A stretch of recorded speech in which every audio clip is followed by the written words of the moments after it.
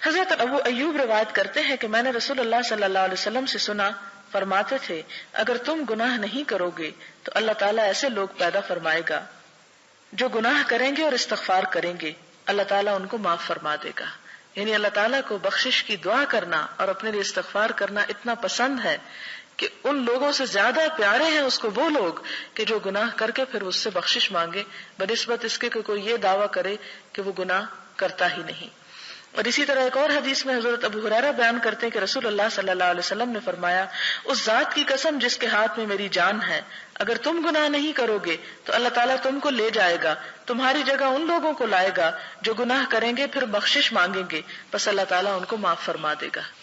حضرت ابو ہریرہ بیان کرتے ہیں، یعنی اس حدیث کا یہ مطلب نہیں کہ انسان سوچے اچھا پھر میں کون سا گناہ کروں اور میرے لیے تو اب کھلی چھٹی ہو گئی ہے کہ جو چاہوں کروں. یہ نہیں، انسان کو اللہ تعالیٰ کے حضور ڈرتے ہوئے ہی، یعنی جب آپ باب الرجاء پڑھیں تو پیچھے سے باب الخوف بھی پڑھ لیں کہ اللہ تعالیٰ جہاں بہت رحمت کرنے والے ہیں وہاں بہت شدید بھی ہیں.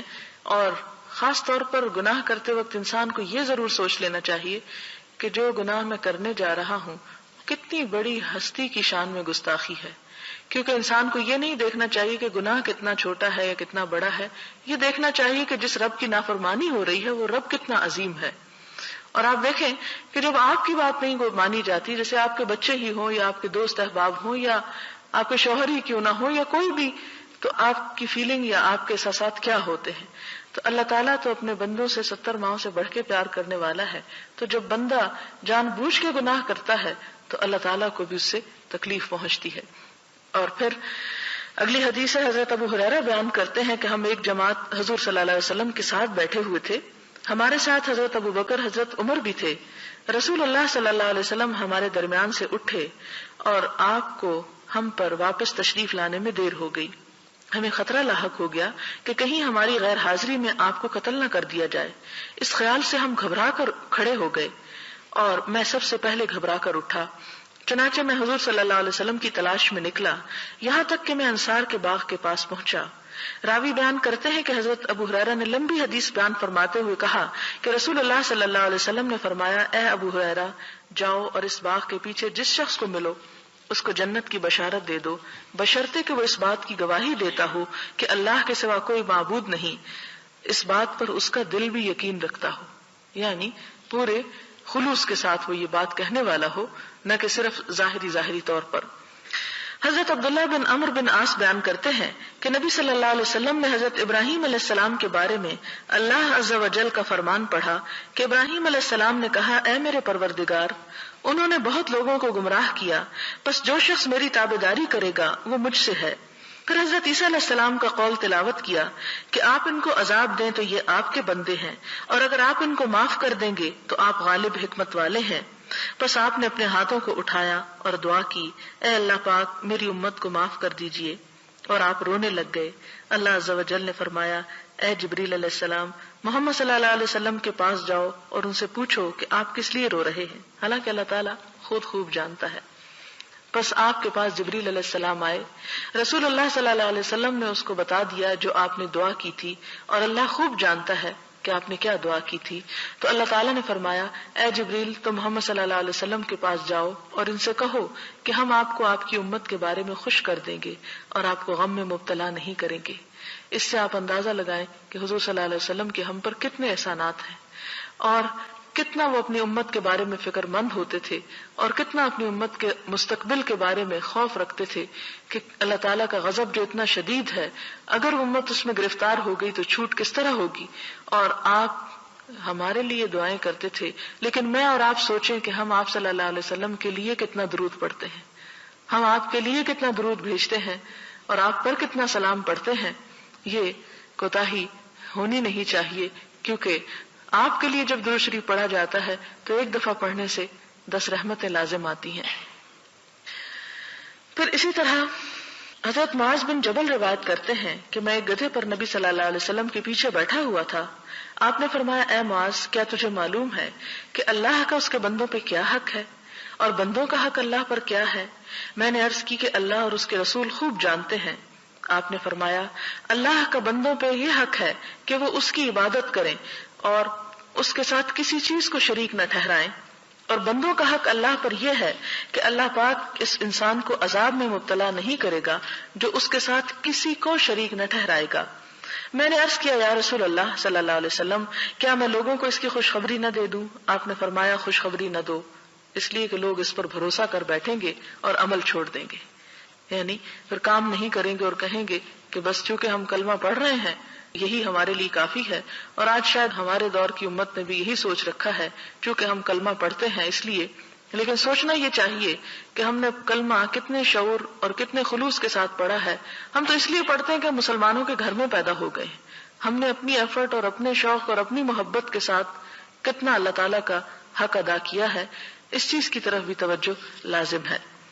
اور پھر آپ دیکھیں کہ جیسے سورۃ الکہف کی آخری آیت ہے، اس کا شان نزول میں یہ بتایا جاتا ہے، ایک روایت میں آتا ہے کہ ایک شخص حضور صلی اللہ علیہ وسلم کے پاس حاضر ہوا اور کہنے لگا کہ اللہ کے رسول صلی اللہ علیہ وسلم، میں جب کوئی کام کرتا ہوں تو میں چاہتا ہوں کہ دنیا میں بھی میری اس سے شہرت ہو اور آخرت میں بھی اس کا اجر ملے، تو کیا مجھے اجر ملے گا؟ کیا مجھے اس پر ثواب ہوگا؟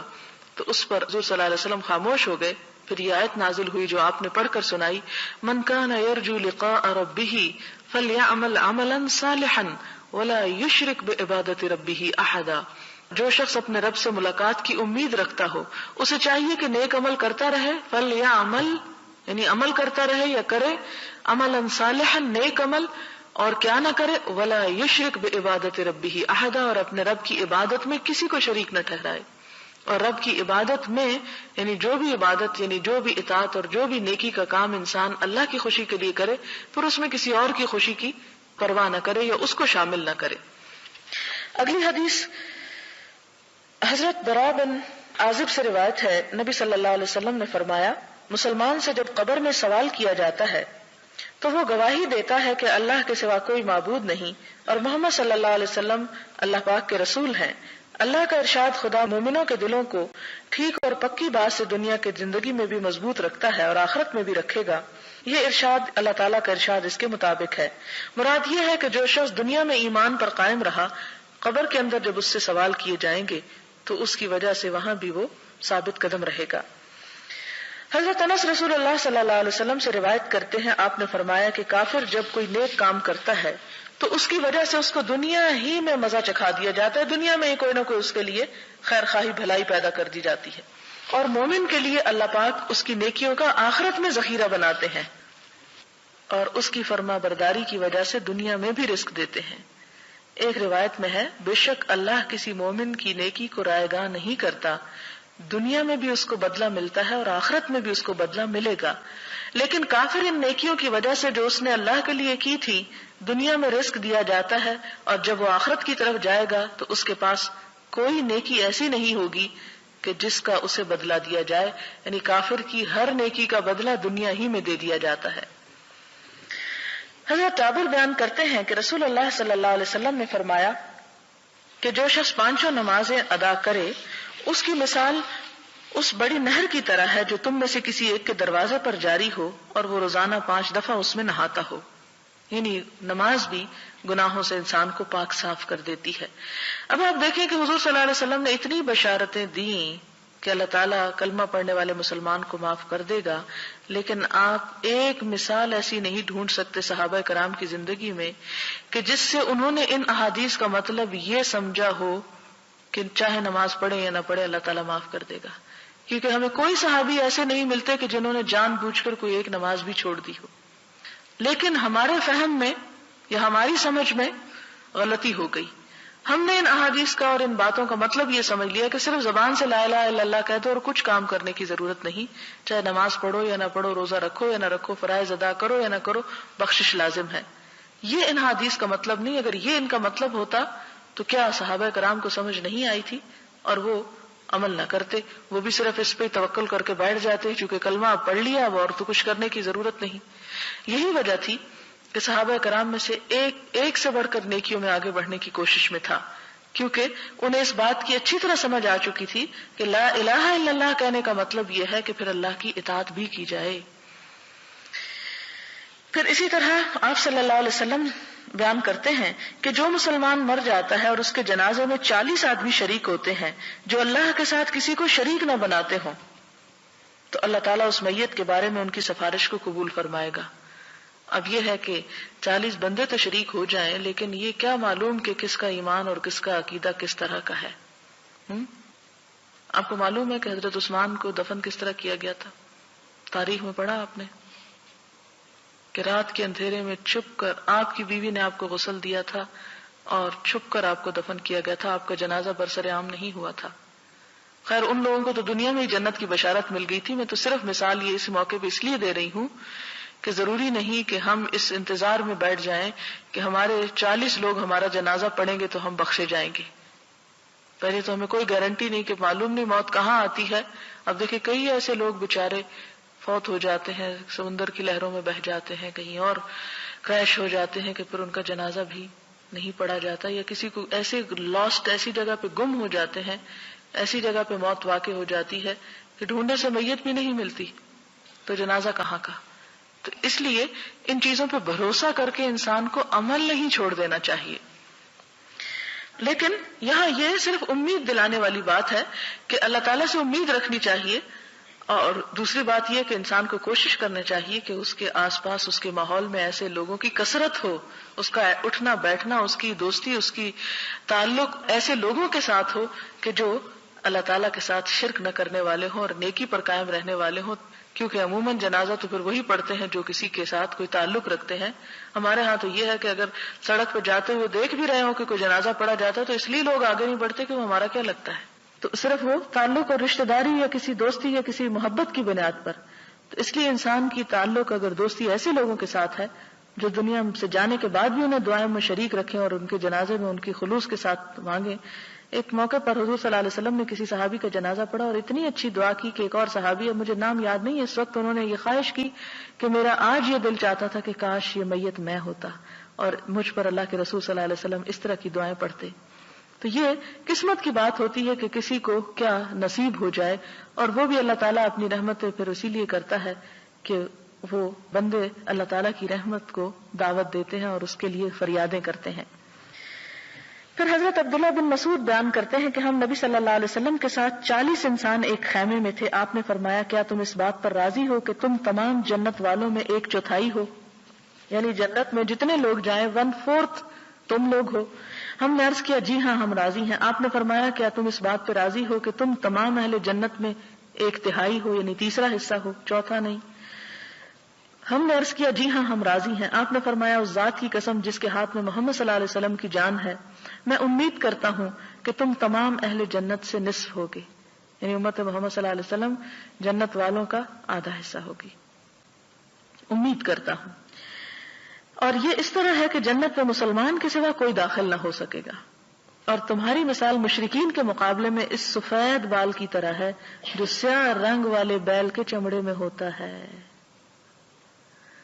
اندازہ کریں کہ دنیا میں مشرکین کی اتنی کثرت ہوگی کہ اس میں خالص عقیدے والے اس طرح ہوں گے کہ جیسے سیاہ بیل کے اندر جسم پر ایک سفید بال۔ اب نسبت دیکھیں کیا ہے، یعنی صرف زبان سے یہ کہہ دینا کہ لا الہ الا اللہ یہ کافی نہیں ہے۔ انسان کو ہر دم کوشش کرنی چاہیے کہ کہیں اس کی زبان سے کہیں اس کے عمل میں کوئی ایسا شرک کا عمل جو ہے وہ داخل نہ ہو جائے۔ آپ دیکھیں کہ ایک شخص حضور صلی اللہ علیہ وسلم کے پاس آتا ہے اور کہتا ہے کہ جو اللہ چاہے اور جو آپ چاہیں۔ آپ صلی اللہ علیہ وسلم کا چہرہ بدل جاتا ہے اور آپ فرماتے ہیں اجعلتنی للہ ندا، کیا تم نے مجھے اللہ کا شریک بنا دیا؟ نہیں، یوں کہو کہ جو اللہ چاہے اور بس، مجھے ساتھ شریک نہ کرو۔ اور پھر اسی طرح ایک اور جگہ پر آتا ہے اس طرح کہنا بھی شرک میں شامل ہو جاتا ہے کہ اگر کتا نہ ہوتا تو میرے گھر میں چور داخل ہو جاتے، یعنی اس قسم کے کلام میں اس طرح کی شرکیہ باتیں جو ہیں ان سے بھی منع کیا گیا۔ اور اسی طرح نماز روزہ جو بھی نیکی انسان کرے صرف خدا کی رضا کے لیے کرے، اس لیے نہ کرے کہ لوگوں کے درمیان اس کو نیکی کی شہرت حاصل ہو۔ تو یہاں پر آپ دیکھیں کہ آپ نے فرمایا، یہ دوبارہ آپ دیکھیں تاکہ اچھی طرح سمجھ میں آئے کہ تمہاری مثال مشرکین کے مقابلے میں، یعنی جنت میں جانے والے اہل ایمان کی مثال مشرکین کے مقابلے میں اس سفید بال کی طرح ہے جو سیاہ رنگ والے بیل کے چمڑے میں ہوتا ہے۔ چمڑا یعنی اسکن کے اوپر جتنے بال اگے ہوتے ہیں ان میں سے ایک سفید بال کی طرح، یا اس سیاہ بال کی طرح جو سرخ رنگ کے بیل کے چمڑے میں ہوتا ہے۔ یعنی باقی سارے کا سارا بال سرخ ہے، ایک بال سیاہ ہے، یا باقی سارے کا سارا سیاہ ہے اور ایک بال سفید ہے۔ حضرت ابو موسیٰ اشعری بیان کرتے ہیں کہ رسول اللہ صلی اللہ علیہ وسلم نے فرمایا، جب قیامت کا دن ہوگا تو اللہ تعالیٰ ہر مسلمان کو ایک یہودی یا عیسائی دے کر فرمائے گا کہ دوزخ سے تیرا نجات حاصل کرنا اس کے بدلے میں ہے۔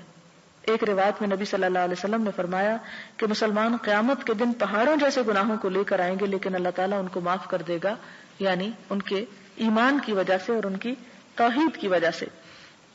اور پھر یہ کہ یہ دفع الی کل مسلم، اس کا مطلب حضرت ابو ہریرہ کی حدیث سے واضح ہو رہا ہے کہ ہر آدمی کے لیے ایک مقام جنت میں ہے اور ایک جہنم میں۔ پس ایماندار انسان جب جنت میں داخل ہو جائے گا تو کافر اس کی جگہ دوزخ میں جائے گا۔ وہ حدیث آپ کو یاد ہوگی کہ حضور صلی اللہ علیہ وسلم نے فرمایا کہ جب بندہ قبر میں ہوتا ہے تو اس کا ٹھکانہ جو ہے وہ جنت یا دوزخ جو بھی ہوتا ہے اسے دکھایا جاتا ہے، اور اس کے ساتھ اس کو اگر جنتی ہے تو دکھایا جاتا ہے، اگر تم جہنمی ہوتے تو وہ تمہارا ٹھکانہ ہوتا، اور اسی طرح جو جہنم کا شخص ہوتا ہے اس کو دکھایا جاتا ہے اگر تم جنتی ہوتے تو تمہارا جنت میں وہ جگہ تھی۔ اب قیامت کے دن ان جگہوں کا تبادلہ ہو جائے گا، مسلمان کے مومن کے جہنم والی جگہ پر کافر چلا جائے گا، اور کافر کے لیے جو جنت کا ٹکڑا رکھا ہوا تھا اور وہ اس کا اہل نہیں بنا، اس کی جگہ مسلمان چلا جائے گا، تبادلہ ہو جائے گا اس طرح۔ اب آپ دیکھیں کہ جنت اور جہنم جیسے کہ آپ صلی اللہ علیہ وسلم نے فرمایا کہ چٹیل میدان ہے، اس کے سوا کچھ نہیں، تمہاری نیکیاں یا برائیاں اس میں وہ جو کچھ اگا دیتی ہیں جو تم چاہتے ہو، یعنی جیسے تم عمل کرو گے ویسے ہی وہ۔ اب دیکھیں کہ جیسے مثال کے طور پر اگر کسی شخص کے پاس کسی ایسی جگہ پر زمین کا ٹکڑا ہو جو بہت ہی زرخیز ہو لیکن وہ اس میں کچھ نہیں اگاتا، تو آپ دیکھیں گے کہ اگا ہوا تو اس میں پھر بھی بہت کچھ ہوتا ہے قدرتی بارشوں کی وجہ سے، لیکن جھاڑ جھنکاڑ کانٹے خضرو پودے بیکار قسم کے اگاتے ہیں۔ اور اسی کے مقابلے میں ایک دوسرا شخص اسی لینڈ کے اوپر جب محنت کرتا ہے کوشش کرتا ہے تو بہترین پھلدار درخت حاصل کرتا ہے جس سے اسے بہت فائدہ حاصل ہوتا ہے۔ تو بالکل اسی طرح اگر انسان کے لیے وہ جگہ ریزرو ہو بھی چکی ہے لیکن جب تک خود تعمیر نہیں کریں گے، خود اس پر پودے نہیں لگائیں گے، خود محنت نہیں کریں گے تو خود اس سے جو اگے گا وہ تو پھر کڑوے کانٹے ہی ہوں گے۔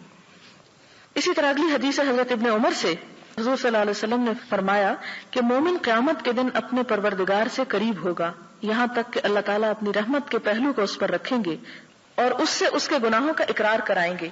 بس اللہ تعالیٰ فرمائے گا کیا تم اپنے فلاں گناہ کو پہچانتے ہو؟ وہ کہے گا اے پروردگار میں پہچانتا ہوں۔ اللہ فرمائے گا تیرے ان گناہوں پر دنیا میں پردہ ڈالا میں نے اور آج بھی میں تیرے ان گناہوں کو معاف کرتا ہوں۔ بس اس کو اس کی نیکیوں کا اعمال نامہ دے دیا جائے گا۔ کتنا رحیم ہے رب کہ دنیا میں بھی انسان کیا کچھ خطائیں نہیں کرتا لیکن اللہ تعالیٰ انہیں لوگوں کی نگاہوں سے چھپائے رکھتا ہے۔ فرمایا کہ دیکھو دنیا میں بھی چھپایا تھا، آج بھی چھپاتا ہوں اور تجھے معاف کر دیتا ہوں۔ حضرت عبداللہ بن مسعود بیان کرتے ہیں کہ ایک آدمی نے ایک عورت کا بوسہ لے لیا، پھر وہ نبی صلی اللہ علیہ وسلم کے پاس گیا اور آپ کو بتایا اللہ تعالیٰ نے یہ آیتیں نازل فرما دی اور دن کے دونوں سروں یعنی صبح اور شام کے اوقات میں اور رات کی چند پہلی ساعات میں نماز پڑھا کرو، کچھ شک نہیں کہ نیکیاں گناہوں کو دور کر دیتی ہیں۔ یہ سن کر اس آدمی نے کہا یا رسول اللہ کیا صرف میرے لیے حکم ہے؟ آپ نے فرمایا میری تمام امت کے لیے، کہ اگر اتنا بڑا گناہ بھی ہو جائے کسی سے تو اللہ تعالیٰ اس کو معاف کر دیتے ہیں بشرطے کہ وہ اس گناہ پر اصرار نہ کرے اور اس لیے وہ گناہ نہ کرتا چلا جائے کہ معافی تو ہو ہی جائے گی، کوئی فرق نہیں۔ جان بوجھ کے گناہ کرنا اور ہے، مومن سے خطا ہو جاتی ہے، وہ کرتا نہیں، وہ ڈھیٹ بن کر اللہ تعالیٰ کو ناراض نہیں کرتا۔ حضرت انس بیان کرتے ہیں کہ ایک آدمی نبی صلی اللہ علیہ وسلم کی خدمت میں حاضر ہو کر کہنے لگا یا رسول اللہ میں حد کے کام کو پہنچا ہوں، یعنی مجھ سے جرم ہوا ہے کہ مجھ پہ حد جاری ہو، اس پر لہٰذا مجھ پہ حد قائم کریں۔ اسی اسنا میں نماز کا وقت ہو چکا تھا، اس آدمی نے رسول اللہ صلی اللہ علیہ وسلم کے ساتھ نماز ادا کی۔ جب نماز ختم ہو چکی تو اسی آدمی نے عرض کیا یا رسول اللہ میں حد کے کام کو پہنچا ہوں، مجھ پر اللہ کی کتاب کا حکم نافذ فرمائیں۔ آپ نے فرمایا کیا تو ہمارے ساتھ نماز میں موجود تھا؟ اس نے کہا جی ہاں۔ فرمایا تجھے معاف کر دیا گیا۔ اور اس میں حد سے مراد یہ ہے کہ ایسا گناہ جو قابل تعزیر ہے، ورنہ یہاں حد سے مراد حقیقی حد نہیں ہے جیسے کہ زنا کی حد یا شراب پینے کی حد، اس لیے کہ یہ حدود نماز پڑھنے سے ساقط نہیں ہوتی اور نہ ہی کسی حاکم کے لیے جائز ہے کہ ایسے مجرم کو معاف کر دے۔ اور اس کے بارے میں آپ دیکھیں کہ حضور صلی اللہ علیہ وسلم کے طرز عمل سے یہ بات ثابت ہے کہ آپ نے حدود نافذ کی۔ یہاں مراد یہ کہ ایسا کوئی گناہ کہ جس پر سزا مل سکتی تھی اور آپ کو معلوم ہوگا کہ حد اور تعزیر میں فرق کیا ہے. مثلا آپ دیکھیں کہ شراب پینے پر تو 80 کوڑوں کی حد مقرر ہے، لیکن اگر کوئی شخص کسی اور چیز کا جیسے ہیروئن وغیرہ کا نشہ کر لیتا ہے اور اس میں وہ نشے میں مست ہو جاتا ہے تو اس صورت میں اس پر حد شراب والی نافذ نہیں ہوگی بلکہ تعزیر ہوگی. تعزیر سے مراد یہ ہے کہ حاکم وقت فیصلہ کرے گا کہ اس کا یہ جرم کس وجہ سے ہے، کس درجے کا ہے اور اس پر اس کو کتنی سزا ملنی چاہیے. تو یہاں پر یہ کہ اس سے کوئی ایسا گناہ سرزد ہوا تھا کہ جس پر اسے سزا دی بھی جا سکتی تھی اور معاف بھی کی جا سکتی تھی، لیکن حدود جو ہیں ان کا نافذ کرنا جو ہے، جیسے سورۃ نور میں آپ پڑھ سکتے ہیں کہ اللہ تعالیٰ فرماتے ہیں کہ سورۃ انزلناہا وفرضناہا، یہ ایک ایسی سورت ہے جسے ہم نے نازل کیا اور ہم نے اسے فرض کیا.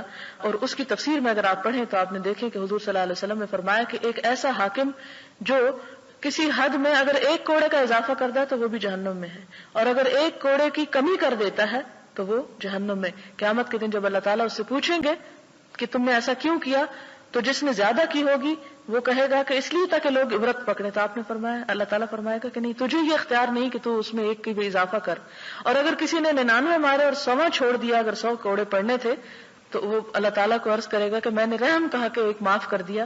تو اللہ تعالیٰ فرمائیں گے کہ تجھے اختیار نہیں تھا کہ تو معاف کر دیتا. لہٰذا اللہ تعالیٰ کی حدود کو جہاں تک نافذ کرنے کا تعلق ہے وہ تو نافذ ہوں گی ہی، لیکن یہاں حد کا لفظ اپنے ٹیکنیکل ٹرم میں نہیں آیا بلکہ عام معنی میں آیا کہ اللہ کے رسول صلی اللہ علیہ وسلم، مجھ سے کوئی گناہ ہو گیا، آپ مجھے سزا دیں تاکہ میرا گناہ دھل جائے. تو اس سے آپ اندازہ لگائیں کہ صحابہ کرام جان بوجھ کے گناہ نہیں کرتے تھے، اگر ہو بھی جاتا تو پھر فوراً آ جاتے اللہ کے رسول صلی اللہ علیہ وسلم کے پاس کہ دنیا میں ابھی سزا مل جائے. اس سے یہ پتہ چلتا ہے کہ اس کا یہ مطلب نہیں کہ انسان اس امید پر ٹھنڈے دل سے گناہ کرے کہ کیونکہ معاف ہونا ہے اس لیے میں گناہ کر لوں، پھر معافی مانگ لیں گے. جیسے کہ وہ حضرت یوسف علیہ السلام کے بھائیوں نے کہا تھا کہ تم کیا کرو، یوسف کو قتل کر دو، وَتَكُونُوا مِن بَعْدِهِ قَوْمًا صَالِحِينَ، اور اس کے بعد تم نیک بن جانا. تو یہ کس کو دھوکہ دیتا ہے انسان؟ اللہ تعالیٰ کو نہیں. انسان اگر کبھی انسان ہونے کے ناطے جب خطا کر لیتا ہے تو ان گناہوں کی بخشش کا یہاں پر ذکر کیا جا رہا ہے. پھر حضرت انس بن مالک بیان کرتے ہیں کہ رسول اللہ صلی اللہ علیہ وسلم نے فرمایا، بے شک اللہ تعالیٰ اس بندے سے راضی ہوتا ہے جو کھانا تناول کرتا ہے تو الحمدللہ کہتا ہے، یا پانی پیتا ہے تو الحمدللہ کہتا ہے، یعنی نعمت کا پھر وہ ایک طرح سے شکر ادا ہو جاتا ہے. حضرت ابو موسیٰ روایت کرتے ہیں کہ نبی صلی اللہ علیہ وسلم نے فرمایا، بے شک اللہ رات کے وقت اپنے ہاتھ کو پھیلاتا ہے تاکہ دن بھر گناہ کرنے والے توبہ کریں، اور دن کو اپنا ہاتھ پھیلاتا ہے تاکہ رات بھر گناہ کرنے والے توبہ کر لیں. یہ سلسلہ قائم رہے گا جب تک کہ سورج مغرب کی طرف سے طلوع نہ ہو جائے. حضرت ابو نجیح عمر بن ابسہ السلمی روایت کرتے ہیں کہ دور جاہلیت میں سمجھتا تھا کہ لوگ گمراہی پر ہیں، چونکہ وہ بتوں کی پوجا کرتے تھے، اس لیے میرے نزدیک وہ صحیح دین پر نہ تھے. چنانچہ میں نے سنا کہ مکہ میں ایک آدمی ہے جو لوگوں کو نئی نئی خبریں دیتا ہے، یعنی حضور صلی اللہ علیہ وسلم کی طرف اشارہ ہے. میں اپنی سواری پر سوار ہو کر اس کے پاس گیا تو میں کیا دیکھتا ہوں کہ وہ رسول اللہ صلی اللہ علیہ وسلم ہیں، چھپ چھپ کر رہتے ہیں اور اس کی قوم ان کی مخالفت میں بڑی دلیر ہے. میں ایک جگہ بلطائف الحیل میں ان کی خدمت میں حاضر ہوا. میں نے عرض کیا، یعنی آپ چونکہ چھپ چھپ کے عبادت کرتے تھے اس لیے خاص جگہ کا نام ہے کہ وہاں میں حاضر ہوا. میں نے عرض کیا کہ آپ کون ہیں؟ آپ نے فرمایا میں نبی ہوں. میں نے عرض کیا نبی کس کو کہتے ہیں؟ آپ نے فرمایا مجھے اللہ نے رسول بنا کر بھیجا ہے. میں نے عرض کیا کیا چیز دے کر بھیجا ہے؟ آپ نے فرمایا مجھے صلہ رحمی کرنے اور بتوں کو توڑنے کے لیے بھیجا ہے، نیز اس لیے کہ اللہ کو ایک سمجھا جائے، اس کے ساتھ کسی کو شریک نہ ٹھہرایا جائے. میں نے عرض کیا اس دین پر آپ کے ساتھی کون ہیں؟ فرمایا ایک آزاد ایک غلام. ان دنوں میں ابھی تک حضرت ابو بکر اور حضرت بلال اسلام کے دائرے میں داخل ہوئے تھے. میں نے عرض کیا میں آپ کا تابع دار ہوں. آپ نے فرمایا ان حالات میں آپ کے لیے میری تابع داری کرنا مشکل ہے. لوگوں کا جو میرے ساتھ طرز عمل ہے وہ آپ کے سامنے ہے. ابھی آپ اپنے گھر واپس چلے جائیں، جب آپ سنیں کہ مجھے غلبہ حاصل ہو چکا ہے تو میرے پاس آ جانا. وہ بیان کرتا ہے کہ میں اپنے گھر چلا گیا. جب رسول اللہ صلی اللہ علیہ وسلم ہجرت فرما کر مدینہ تشریف لے گئے تو ابھی تک میں گھر میں ہی تھا اور آپ کے بارے میں خبریں معلوم کرتا رہتا تھا اور لوگوں سے پوچھتا رہتا تھا، یہاں تک کہ میرے گھر والوں میں سے ایک جماعت مدینہ گئی. واپسی پر میں نے ان سے پوچھا کہ اس آدمی کا کیا حال ہے جو مدینہ میں آیا ہوا ہے. انہوں نے جواب دیا لوگ تیزی کے ساتھ اس کی طرف جا رہے ہیں. اس کی قوم نے اس کو قتل کرنے کا منصوبہ بنایا تھا لیکن وہ اسے قتل نہ کر سکے. یہ سن کر میں مدینہ آیا، آپ کی خدمت میں حاضر ہوا. عرض کیا یا رسول اللہ صلی اللہ علیہ وسلم آپ مجھے پہچانتے ہیں؟ فرمایا ہاں تو وہی انسان ہے جو مجھے مکہ میں ملا تھا. بس میں نے عرض کیا یا رسول اللہ صلی اللہ علیہ وسلم مجھ کو وہ باتیں بتلائیں جو اللہ نے آپ کو سکھائی ہیں اور میں ان باتوں کو نہیں جانتا، مجھ کو نماز کے بارے میں بتائیں۔ فرمایا صبح کی نماز ادا کرنے کے بعد جب تک سورج ایک نیزے کے برابر نہ ہو جائے نماز ادا کرنے سے بند رہو، اس لیے کہ سورج شیطان کے 2 سینگوں کے درمیان طلوع ہوتا ہے، اس وقت کافر اس کو سجدہ کرتے ہیں۔ اس کے بعد نماز پڑھو، اس لیے کہ نماز میں فرشتے حاضر ہوتے ہیں اور نماز پڑھنے والوں کے گواہ بنتے ہیں، یہاں تک کہ نیزے کا سایہ تقریباً رہے، یعنی نصف النہار کے وقت۔ تو اس وقت بھی نماز پڑھنے سے رکے رہو، کیونکہ اس وقت جہنم زیادہ بھڑک رہی ہوتی ہے۔ جب سایہ ڈھل جائے تو نماز پڑھو، اس لیے کہ نماز میں فرشتے حاضر ہوتے ہیں اور نماز پڑھنے والوں کے گواہ بنتے ہیں، یہاں تک کہ تو عصر کی نماز ادا کرے۔ پھر سورج کے غروب ہونے تک نماز پڑھنے سے رک جا، یہاں تک کہ سورج ڈوب جائے، اس لیے کہ سورج شیطان کے 2 سینگوں کے درمیان ڈوبتا ہے اور اس وقت کافر اس کو سجدہ کرتے ہیں۔ راوی نے بیان کیا، میں نے عرض کیا اے اللہ کے نبی صلی اللہ علیہ وسلم، مجھے وضو کے بارے میں کچھ بتائیں۔ فرمایا تم میں سے جو آدمی وضو کا پانی قریب کرتا ہے، کلی کرتا ہے، ناک میں پانی ڈالتا ہے، ناک صاف کرتا ہے تو اس کے چہرے، منہ، ناک کے گناہ گر جاتے ہیں۔ پھر جب چہرہ دھوتا ہے جس طرح اللہ نے حکم دیا تو چہرے کے گناہ داڑھی کے کناروں سے پانی کے گرنے کے ساتھ گر جاتے ہیں۔ پھر اپنے دونوں ہاتھوں کو کوہنیوں تک دھوتا ہے تو اس کے دونوں ہاتھوں کے گناہ اس کی انگلیوں سے پانی کے ساتھ گر جاتے ہیں۔ پھر اپنے سر کا مسح کرتا ہے تو اس کے سر کے گناہ اس کے بالوں کے کناروں سے پانی کے ساتھ گر جاتے ہیں۔ پھر اپنے دونوں پاؤں کو ٹخنوں تک دھوتا ہے تو اس کے دونوں پاؤں کے گناہ اس کی انگلیوں سے پانی کے ساتھ نکل جاتے ہیں۔ پس جب وہ نماز پڑھنے کے لیے کھڑا ہوتا ہے اللہ تعالیٰ کی حمد و ثنا کرتا ہے اور اس کی بزرگی بیان کرتا ہے جس طرح کہ اس کی شان کے لائق ہے، اور اپنے دل کو اللہ کی طرف متوجہ کرتا ہے، یعنی خشوع سے نماز پڑھتا ہے، تو وہ اپنے گناہوں سے اس طرح باہر نکل آتا ہے جیسا کہ وہ ماں کے پیٹ سے پیدا ہونے کے دن تھا۔ یعنی یہ عبادات جو ہیں یہ بھی انسان کے گناہوں کو دھونے کا سبب بنتی ہیں۔ عمرو بن ابسہ نے جب یہ حدیث ابو امامہ رسول اللہ صلی اللہ علیہ وسلم کے صحابی سے بیان کی تو ابو امامہ نے کہا اے عمرو بن ابسہ، خیال کر، ایک ہی وقت میں تو اتنی باتوں کو بیان کر رہا ہے کہ آدمی کے اتنے اتنے گناہ دور ہو جائیں گے۔ عمر نے کہا اے ابو امامہ، میں بوڑھا ہو چکا ہوں اور میری ہڈیاں کمزور ہو گئیں، میری موت کا وقت قریب آ چکا اور مجھے کچھ حاجت نہیں کہ میں اللہ اور اس کے رسول پر جھوٹ بولوں، یعنی میں تمہیں کوئی غلط حدیث نہیں سنا رہا۔ اگر میں نے اس حدیث کو رسول اللہ صلی اللہ علیہ وسلم سے 1 بار یا 2 بار یا 3 بار یہاں تک کہ 7 بار نہ سنا ہوتا تو میں اس حدیث کو کبھی بیان نہ کرتا، لیکن میں نے آپ سے یہ حدیث اس سے بھی زیادہ بار سنی ہے، اس لیے میں تمہیں سنا رہا ہوں کہ اس طرح انسان کے گناہ معاف ہوتے ہیں۔ اور پھر اگلی حدیث ہے، حضرت ابو موسیٰ اشعری سے روایت ہے، کہتے ہیں کہ آپ صلی اللہ علیہ وسلم نے فرمایا جب اللہ تعالیٰ کسی امت پر رحمت کرنے کا ارادہ فرماتے ہیں تو امت سے پہلے ان کے نبی کی روح کو قبض فرما لیتے ہیں، پس نبی کو ان کے لیے بحیثیت منتظم ان سے پہلے بھیج دیتے ہیں، اور جب کسی امت کی بربادی کا ارادہ کرتے ہیں تو نبی کی زندگی ہی میں ان کو عذاب میں مبتلا کرتے ہیں، اور نبی زندہ ہوتا ہے، ان کی تباہی اور بربادی کو دیکھ رہا ہوتا ہے، اور ان کی تباہی سے اس کی آنکھوں کو ٹھنڈک نصیب ہوتی ہے، اس لیے کہ یہ لوگ نبی کو جھٹلاتے رہے اور اس کے حکم کی نافرمانی کرتے رہے۔ اگلا باب جو ہے یہ امید کے بارے میں ہے، اور پھر اس سے اگلا جو ہے خوف اور امید دونوں کو ایک ساتھ رکھنے کا بیان ہے، اور یہیں سے پتہ چلتا ہے کہ دین اعتدال کا دین ہے، ایک بیلنسڈ دین ہے۔ اس میں ایسا نہیں کہ انسان خوف سے مایوس ہو جائے یا امید سے پھر بے پرواہ ہو جائے اور ہر غلط کام کرے، بلکہ اصل ایمان جو ہے خوف اور امید دونوں کے درمیان ہے۔ وآخر دعوانا ان الحمد للہ رب العالمین۔ سبحان اللہ وبحمدہ عدد خلقہ ورضا نفسہ وزنة عرشہ ومداد کلماتہ، سبحان اللہ العظیم، سبحان اللہ والحمد للہ ولا الہ الا اللہ واللہ اکبر ولا حول ولا قوة الا باللہ العلی العظیم۔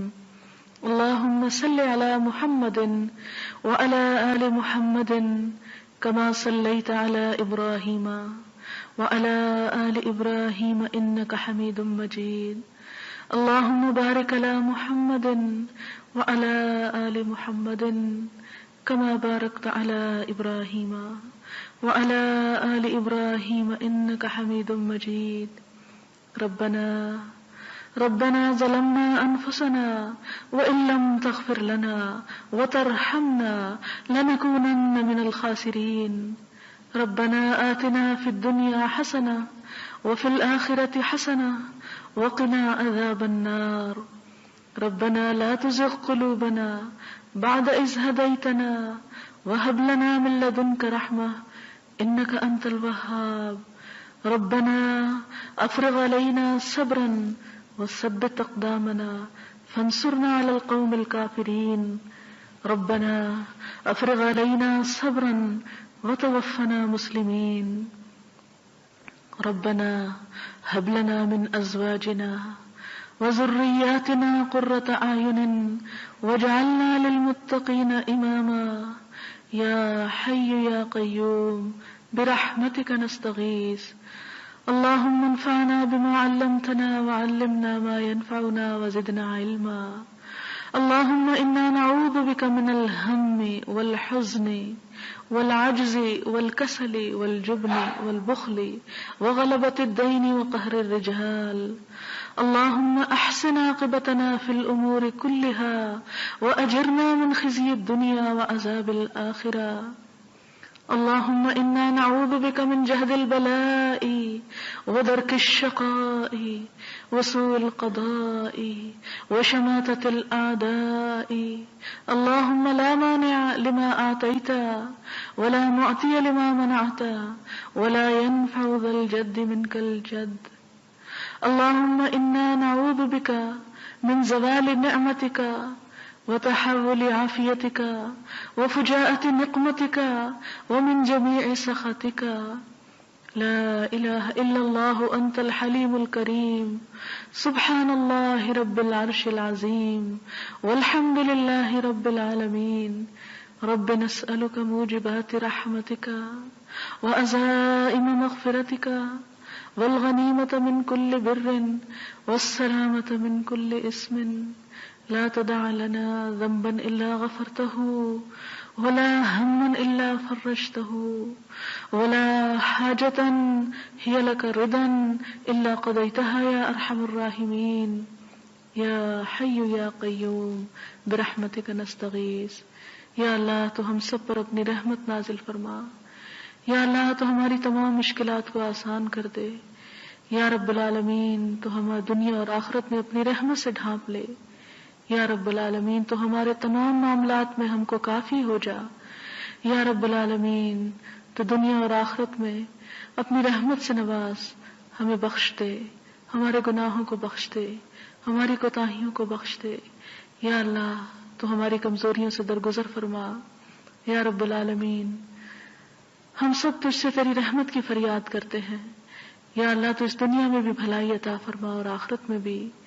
یا رب العالمین تیری رحمت تیرے غضب پر وسیع ہے. یا اللہ تو ہمیں اپنی رحمت کا مستحق بنا. یا رب العالمین ہمیں وہ کام کرنے کی توفیق دے جس سے تو ہم سے راضی ہو جائے.